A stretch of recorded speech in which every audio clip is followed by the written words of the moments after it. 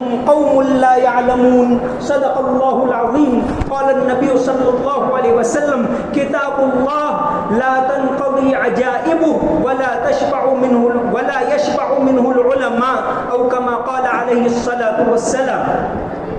درس قرآن جو ہم نے نہ بھلایا ہوتا، درس قرآن جو ہم نے نہ بھلایا ہوتا، یہ زمانہ نہ زمانے نے دکھایا ہوتا. محترم دوستو، ترکی کے اندر ایک کہاوت بہت مشہور ہے. کہاوت یہ ہے نزل الکتاب فی الحجاز، قرآن مکہ میں نازل ہوا. وقرئ فی مصر، مصر میں پڑھا گیا. وکتب فی ترکیہ، ترکی کے اندر لکھا گیا، چھاپا گیا. وفسر فی الہند، اور قرآن کی تفسیر ہندوستان میں ہوئی.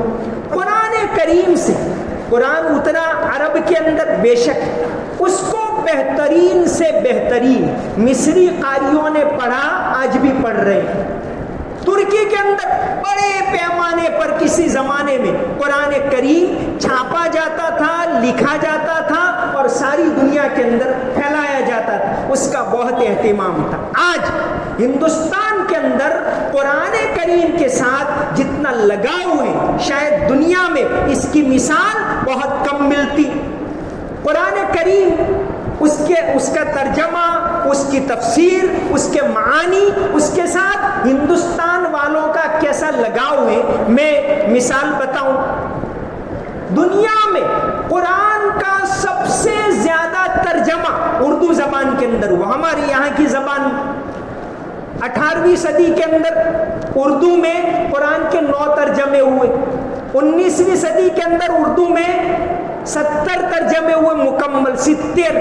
20ویں صدی میں 104 ترجمے ہوئے. اور ابھی 21ویں صدی کے 25 سال پورے ہوئے ہیں. ہم پہلی سلور جوبلی میں ہیں اور اب تک 45 ترجمے ہوئے، جس میں مولانا تقی صاحب کا ترجمہ ابھی اسی صدی کے اندر آیا. مولانا سلمان ندوی صاحب کا ترجمہ اور تفسیر اسی صدی میں آئی. مولانا خالد سیف اللہ رحمانی کی تفسیر اسی صدی میں آئی. تو قرآن کریم کے ساتھ بے انتہا لگاؤ اس ملک کے اندر ہے، اس سرزمین کے اندر ہے. اللہ تبارک و تعالی اور زیادہ اس کے اندر ترقی نصیب فرمائے. قرآن کریم کے اوپر جب کوئی حملہ ہوتا ہے تو ہندوستان پیش ہوتا ہے. یہاں کے مسلمان نہیں، غیر مسلم بھی. میں آپ کو ایک مثال دوں. 1988 کے اندر 26 ستمبر 1988 کے اندر ایک کتاب چھپی برطانیہ سے، سیٹانک ورسز، یعنی نعوذ باللہ شیطانی آیات. قرآن کے خلاف ایک کتاب چھپی، سلمان رشدی نام کے آدمی نے چھاپی، جو آج برطانیہ کے اندر ایک آنکھ سے کانا ہے. اس نے یہ کتاب جب لکھی، اس کے 9 دن کے بعد جب کتاب لکھی تو سب سے پہلے السٹریٹڈ ویکلی کے اندر خوشونت سنگھ نے ایک مضمون لکھا کہ یہ کتاب ایسی ہے جس پر پابندی لگنی چاہیے. اور پھر اس کے بعد 4-5 دنوں کے بعد 3 لوگوں نے پارلیمنٹ میں آواز اٹھائی. ایک تو خورشید عالم، یہ سلمان خورشید ابھی جو ہیں ان کے باپ، اور رفیق زکریہ مہاراشٹر کے، اور سید شہاب الدین نے پارلیمنٹ میں آواز لگائی. 9ویں دن میں 5 اکتوبر 1988 کے دن ہندوستان میں اس کتاب پر پابندی لگ گئی. یعنی پوری دنیا میں سب سے پہلے اگر اس کتاب کے اوپر پابندی لگائی تو ہندوستان نے، عرب ملکوں سے بھی پہلے. تو یہاں قرآن کریم کی اتنی عظمت رہی. اتنا ہی نہیں، جس ممبر آف پارلیمنٹ رفیق زکریہ نے آواز اٹھائی پارلیمنٹ کے اندر، اسی رفیق زکریہ نے اس کے بعد ایک کتاب لکھی محمد اینڈ دا قرآن، اس کتاب کے جواب میں. اور یہ کتاب لکھنے کے بعد اسی پینگوین سے جہاں سے سلمان رشدی کی کتاب چھپی تھی، وہیں سے کتاب چھپوائی اس کے جواب کے اندر.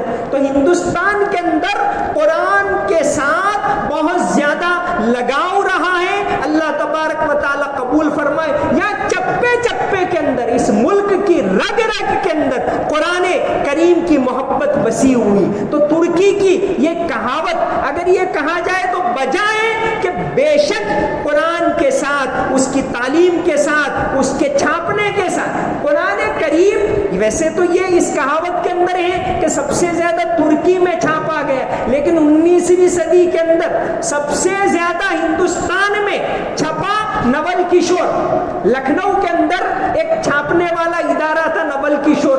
نول کشور نے، منشی نول کشور غیر مسلم تھا، لیکن 1858 میں لکھنؤ میں ایک پریس ڈالی، ہندوستان کے مدرسوں کی ساری کتابیں، فتاوی عالمگیری سے لے کر ہدایہ سے لے کر تمام کتابیں، 5000 کتابیں انہوں نے 1958 سے 1858 سے 1885 تک چھاپی، اور قرآن کریم چھاپنے کا باقاعدہ نظام تھا نول کشور کے یہاں۔ ایک روم تھا، بغیر وضو کے وہاں داخل نہیں ہو سکتے، اور ملازمین باقاعدہ قرآن لکھتے تھے۔ تو قرآن سب سے زیادہ اگر 19ویں صدی کے اندر چھپا تو ترکی کے اندر نہیں، ہندوستان کے اندر چھپا، اور اس کے چھاپنے، یہ ریکارڈ ہے، اس کا چھاپنے والا ادارہ نول کشور یہ غیر مسلم تھا۔ تو یہاں اس ملک کے کونے کونے کے اندر، چپے چپے کے اندر قرآن کریم کی عظمت، اس کی محبت وسیع ہوئی۔ میں آپ کو ایک مثال دوں کہ غیر مسلم کیسی عقیدت رکھتے۔ ونوبا بھاوے جو بہت قریبی تھے گاندھی جی کے، انہوں نے قرآن سار کر کے ایک کتاب لکھی، قرآن کا خلاصہ گجراتی کے اندر لکھا۔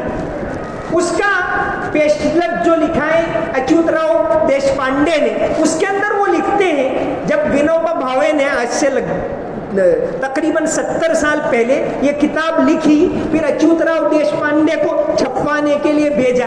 قرآن سار گجراتی کے اندر میرے پاس بھی موجود ہے، اچھا، بہت اچھا ترجمہ انہوں نے کیا ہے۔ تو چھاپنے کے لیے لے گئے، ٹرین میں چڑھے ممبئی کے اندر، جیسے ہی اچوت راؤ دیش پانڈے لکھتے ہیں کہ میں وہ پیٹی تھی پترے کی لے کر چڑھ رہا تھا اور پوری پیٹی گر گئی، ایک دم بھیڑ میں چڑھا تو گر گئی تو اندر پھنس گئی ٹرین کی پٹری اور اندر گر گئی پٹری کے نیچے۔ میں گھبرا گیا، اب گیا، اتنی محنت سے ترجمہ تیار کیا اور پتہ نہیں ہے کیا ہو گیا، چین کھینچی، اترا، گیا پٹری۔ یہ ایک غیر مسلم لکھتا ہے اور ابھی بھی یہ بہت بڑے پیمانے پر یہ کتاب چھپتی ہے۔ پٹری چڑھ گئی، پورا کا پورا قرآن ہو بہو اسی طرح محفوظ۔ بہت کہتے کہ مجھے بہت اطمینان ہوا اور مجھے لگا کہ اس کتاب کو پربھو نے بچایا، ایسا انہوں نے لکھا ہے۔ تو یہ ہندوستان کے اندر رگ رگ میں قرآن بسا ہوا ہے۔ قرآن کی حفاظت اللہ تعالیٰ کیسے کرتے ہیں، اس کی ایک اور مثال دے کر میں بہت جلد اپنی بات کو ختم کروں۔ حضرت عثمان رضی اللہ عنہ، ان کے ہاتھ کا لکھا ہوا قرآن آج بھی دنیا میں موجود ہے۔ تاشقند شہر ازبکستان، وہاں آج بھی موجود ہے، اور اس قرآن کے اوپر حضرت جو پڑھ رہے تھے فَسَيَكْفِيكَهُمُ اللَّهُ، یہاں تک پہنچے اور شہید ہو گئے، تو وہاں ان کا ایک خون کا قطرہ پڑا ہوا ہے۔ وہ قرآن 1450 سال پہلے کا آج بھی موجود ہے۔ اس کی حفاظت اللہ تعالیٰ نے کیسے کی؟ ڈاکٹر حمید اللہ نے اس کی عجیب کہانی لکھی ہے۔ اصل تو یہ قرآن حضرت عثمان کے بعد پھر چلا گیا دمشق کے اندر، حضرت معاویہ لے گئے، وہی تھا 1400 عیسوی سن 1400 میں جب تیمور لنگ نے دمشق کے اوپر حملہ کیا تو قرآن لے آیا ازبکستان میں، اور پھر یہ لینن گراڈ کے اندر چلا گیا، وہاں موجود تھا۔ 1917 کے اندر جب بولشیوک انقلاب آیا اور روس کے اوپر غیر مذہبی حکومت آ گئی، وہاں کا جو بادشاہ تھا زار، اس کو بھاگنا پڑا۔ اب خطرہ تھا کہ وہ زار جب بھاگا، وہ قرآن ضائع ہونے کا خطرہ تھا۔ زار کا جو کمانڈر ان چیف تھا علی اکبر توپچی باشی، ڈاکٹر حمید اللہ خود ان سے ملے تھے، اور ڈاکٹر حمید اللہ نے ان کی کتاب خطبات بہاولپور اس میں لکھا ہے کہ علی اکبر توپچی باشی نے فوراً لینن گراڈ ایک اسپیشل ٹرین بھیجی۔ اب وہ تو کمانڈر ان چیف تھا تو لوگ سمجھے ان کے کوئی خاص کام تھا، ایک ٹرین بھیج کر وہاں سے وہ قرآن منگوایا اور تاشقند میں منتقل کر دیا۔ آج بھی تاشقند کے اندر وہ قرآن موجود ہے۔ تو یہ گواہی دیتا ہے کہ قرآن اللہ کی کتاب ہے۔ آج ساری دنیا کے اندر سب سے زیادہ چھپنے والی کتاب قرآن، سب سے زیادہ پڑھی جانے والی کتاب قرآن.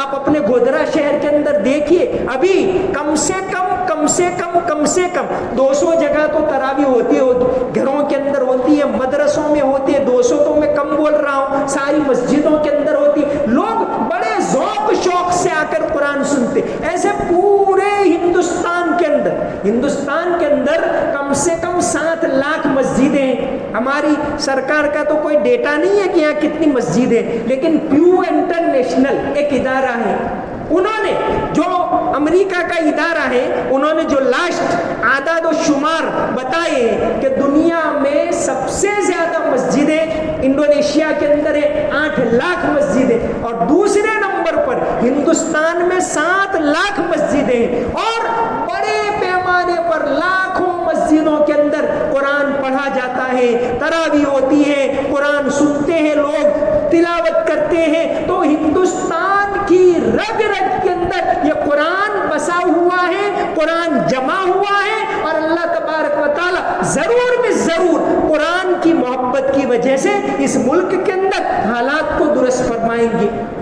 تو محترم دوستو, قرآن کریم اللہ تبارک و تعالیٰ کی کتاب ہے, اس سے محبت رکھنا, اس کی تلاوت کو باقی رکھنا, اس کی محبت کو اپنے دل میں اتارنا, یہ ہر مسلمان کی ذمہ داری ہے. اور الحمدللہ اس کسوٹی کے اندر تو ہمارے مسلمان پورے اترے ہیں. اللہ تعالیٰ قبول فرمائے, اللہ تعالیٰ اور زیادہ قرآن کریم سے لگاؤ نصیب فرمائے, اللہ تعالیٰ اور زیادہ قرآن کریم کی محبت نصیب فرمائے. قرآن کی ایک تاثیر ہے. نبی کریم صلی اللہ علیہ وسلم رمضان میں تو قرآن سنتے تھے, بلکہ حدیث میں آتا ہے حضرت جبریل علیہ السلام آتے تھے, آپ حضرت جبریل علیہ السلام کو سناتے تھے, حضرت جبریل علیہ السلام آپ کو سناتے تھے. تو رمضان تو خاص شہر رمضان الذی انزل فیہ القرآن, قرآن کا خاص مہینہ ہے.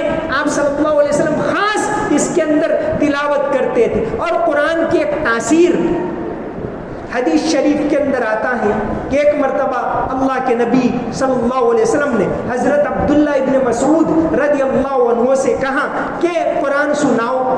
عبداللہ ابن مسعود رضی اللہ عنہ نے کہا حضور میں سناؤں, آپ قرآن والے میں ادنا شاگرد, آپ نے فرمایا سناؤ.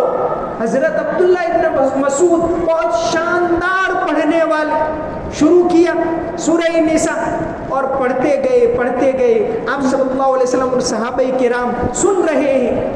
حضرت ابن مسعود بیان کرتے ہیں کہ جب میں اس آیت کے اوپر پہنچا فَكَيْفَ إِذَا جِئْنَا مِنْ كُلِّ أُمَّةٍ بِشَهِيدٍ وَجِئْنَا بِكَ عَلَى هَؤُلَاءِ شَهِيدًا. تو آپ صلی اللہ علیہ وسلم نے فرمایا حسبک یا ابن مسعود حسبک, بس کرو. حضرت ابن مسعود کہتے جب میں نے دیکھا تو آپ صلی اللہ علیہ وسلم کی آنکھوں میں آنسو جاری تھے.